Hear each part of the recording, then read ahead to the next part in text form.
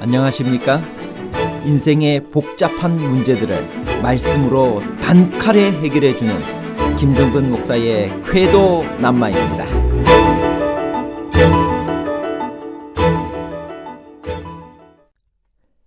요셉과 마리아는 베들레헴에 며칠이나 머물렀나요? 왜 그렇게 오래 있을 필요가 있었나요? 유대인들은 남자아이를 낳으면 8일 만에 할례를 하고 66일 후에 결례 의식을 행했나요? 아니면 40일 이후인가요? 66일과 40일에 관한 복잡한 문제를 하나님 말씀의 가르침으로 명쾌하게 해결해 드리겠습니다. 요셉과 마리아는 베들레헴에 며칠이나 머물렀나요? 누가복음 2장 22절. 모세의 법대로 정결 예식의 날이 참에 아기를 데리고 예루살렘에 올라가니. 아기 예수는 최소한 40일은 베들레헴과 예루살렘 성전에 머물렀을 것입니다. 왜냐하면 유대인들은 남자아이를 낳으면 8일 만에 할례를 하고 40일 후에 결례 의식을 가집니다. 여자는 66일입니다. 따라서 여행을 할 수 있으려면 최소한 40일이 지나야 되기 때문입니다.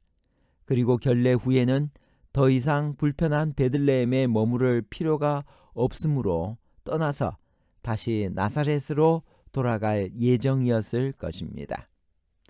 아들을 낳으면 며칠 동안 부정했으며 얼마를 더 기다려야 산혈이 깨끗하다고 했나요? 그렇게 하신 하나님의 깊은 뜻은 무엇일까요? 레위기 12장 2절입니다. 이스라엘 자손에게 말하여 이르라. 여인이 임신하여 남자를 낳으면 그는 이레 동안 부정하리니 곧 월경할 때와 같이 부정할 것이며.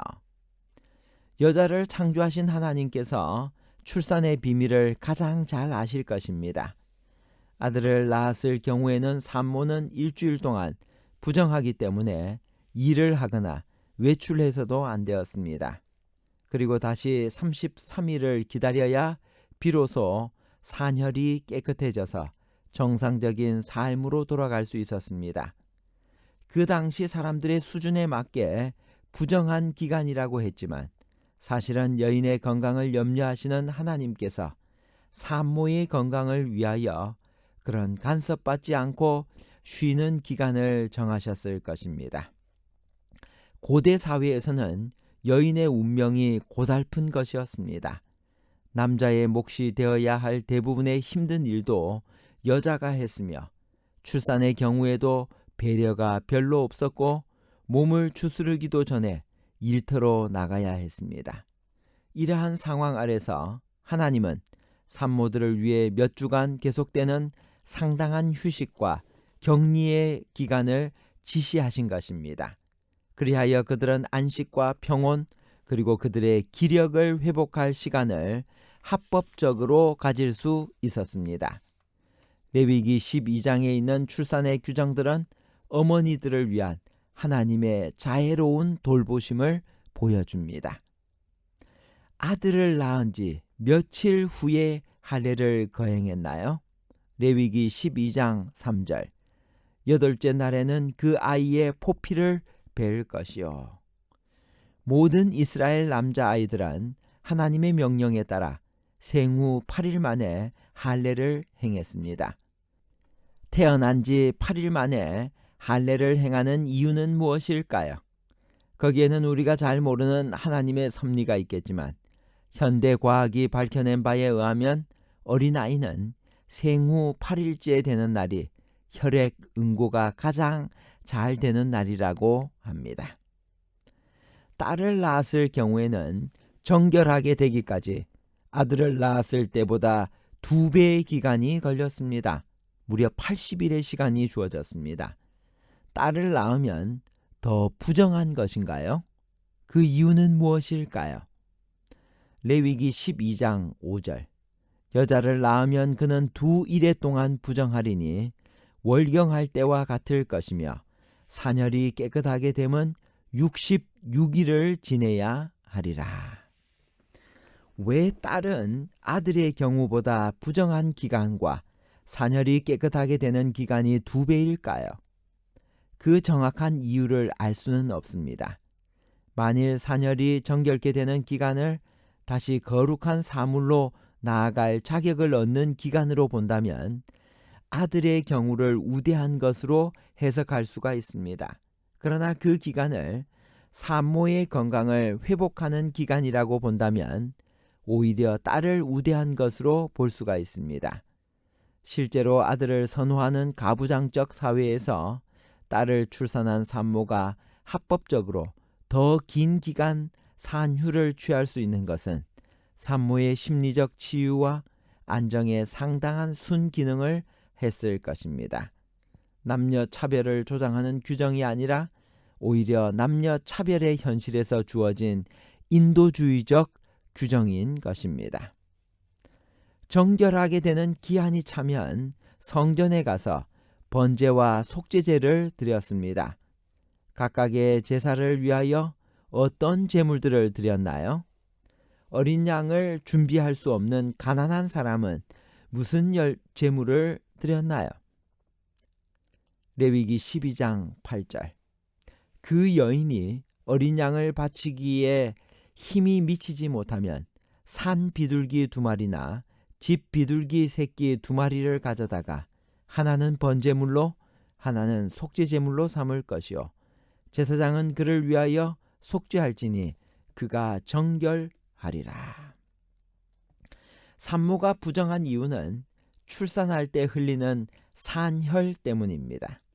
피가 생명을 상징하기에 피를 흘리는 것은 죽음을 상징합니다. 산후에 번제와 속죄제를 드리는 것도 그 때문이었습니다. 산모는 아들의 경우는 40일, 딸의 경우는 80일이 지나야 정결하게 되었습니다. 이 기간은 산모와 아기의 건강을 위해 충분히 쉴 수 있는 기간을 보장해주는 기능을 했습니다.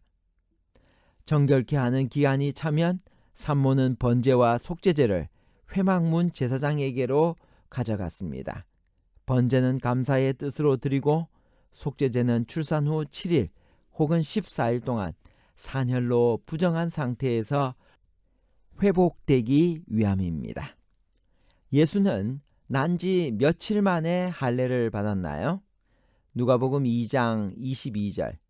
모세의 법대로 정결 예식의 날이 차매 아기를 데리고 예루살렘에 올라가니. 아기 예수는 난 지 8일 만에 할례를 받았습니다. 그리고 40일 후 결례의 날이 차매 요셉과 마리아는 봉헌식을 위해 아기를 데리고 제물을 바치기 위해 예루살렘에 갔습니다. 이것은 유대인의 법에 따른 것으로 인간의 대성물로 오신 그리스도께서는 율법의 모든 조목을 따라야만 했습니다. 유대인의 율법은 어머니를 위하여 드리는 제물은 1년 된 어린 양을 드리고 어린 비둘기나 방구를 속죄제물로 드리도록 요구했습니다. 봉헌식 이전까지 요셉 일가는 베들레헴에 머물러 있었을 것입니다. 계속하여 베들레헴의 마구간에 머물렀는지 명확하지는 않으나 그 마구간이 짐승들이 실제로 살고 있는 마구간이 아니고 사람이 거할 수 있도록 치워진 곳이었다면 그곳에 그대로 40일 동안 머물렀을 가능성이 있습니다. 따라서 동방 박사가 별을 보고 그들의 고향을 떠나 예루살렘에 도착하기까지는 최소한 40일 이상이 걸렸을 것입니다.